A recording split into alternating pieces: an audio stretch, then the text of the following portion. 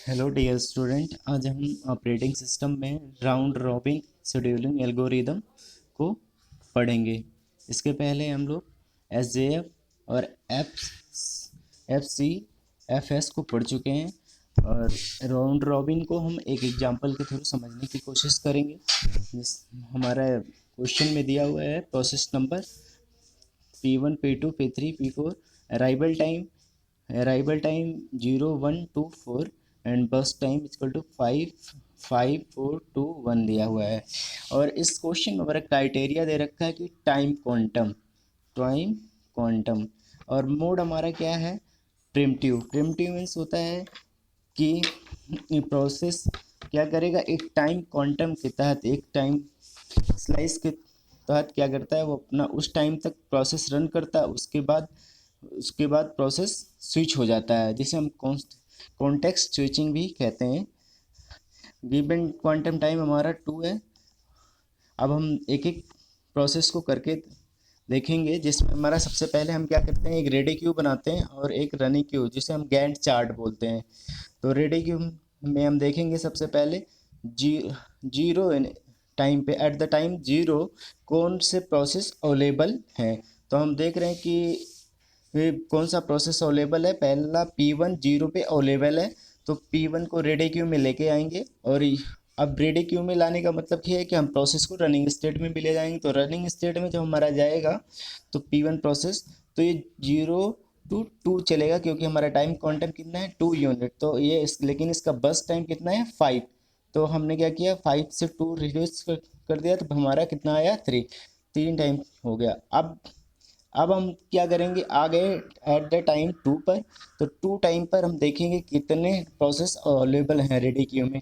तो हम देख रहे हैं कि 2 टाइम पर हमारा प्रोसेस P2 एंड प्रोसेस 3 भी रेडी क्यू में आ गया है। तो ये क्या करेगा, प्रोसेस को स्विच करेगा, जिसकी कॉन्टेक्स्ट स्विचिंग कॉन्टेक्स्ट स्विचिंग को सेव कर लेगा। और हम फिर प्रोसेस P2 को लेकर आएंगे, और बचा हुआ हमारा P1 जो है, उसको हम रेडी क्यू में फिर से रेडी क्यू में वापस सेंड कर देंगे। रनिंग क्यू से हमारा रेडी क्यू में चला जाएगा।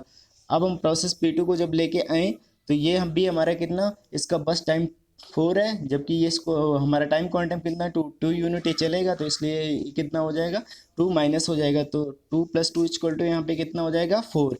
अब 4 पे हम चेक करेंगे कितना हमारे कौन सा न्यू प्रोसेस आया है। तो 4 पे हम चेक करें तो हमारा P4 पे प्रोसेस अवेलेबल हो जा रहा है। और ये P2 हमारा अब क्या करेगा, इस रनिंग क्यू से ये रेडी क्यू में चला जाएगा। तो ये हमारा यहाँ पे आ जाएगा P2। और फिर हम P3 को सिलेक्ट करेंगे। P3 को सिलेक्ट करेंगे तो हमारा P3 जो है, इसका जो टाइम है 2 यूनिट है बस टाइम, और हमारा टाइम क्वांटम भी कितना है, 2 यूनिट है। तो ये टोटल चलेगा 4 से 6 तक, और ये यहीं पे क्या हो जाएगा, स्विच, क्योंकि इसका बस टाइम कितना है, 2। इसमें बाद क्योंकि P3 के बाद कुछ बच नहीं रहा है, और ये ख़त्म हो जाएगा यहीं पर। उसके बाद हमारा फिर प्रोसेस P1 को लेंगे। P1 जो हमारा बस, जिसका ट्रस्ट टाइम कितना बचा हुआ है, 3। उस 3 को लेने के बाद हम देख करेंगे 2 यूनिट और जाएगा, तो ये 6 + 2 = 8 हो जाएगा। उसके बाद इसको फिर से हम रेडी क्यू में लेके चले जाएंगे। फिर हम प्रोसेस 4 को लेके आएंगे। प्रोसेस 4 हमारा क्या करेगा, एग्जीक्यूट होगा, जिसका बस टाइम कितना है, 1। और इसको तो 8 + 1 = 9 हो जाएगा। उसके बाद फिर हमारा P2 आएगा। P2 जो बचा हुआ था रेडी क्यू में पहले, अब वो रनिंग स्टेट में आएगा। तो 9 + 2 = 11, और ये 0 हो जाएगा इसका टाइम। अब लास्ट में हमारा क्या है कि P1 प्रोसेस बचा हुआ है, ये रेडी क्यू से रनिंग स्टेट में आएगा। उसके बाद ये एक्सिक्यूट होगा फाइनली। तो 11 + 1 = 12 हो जाएगा।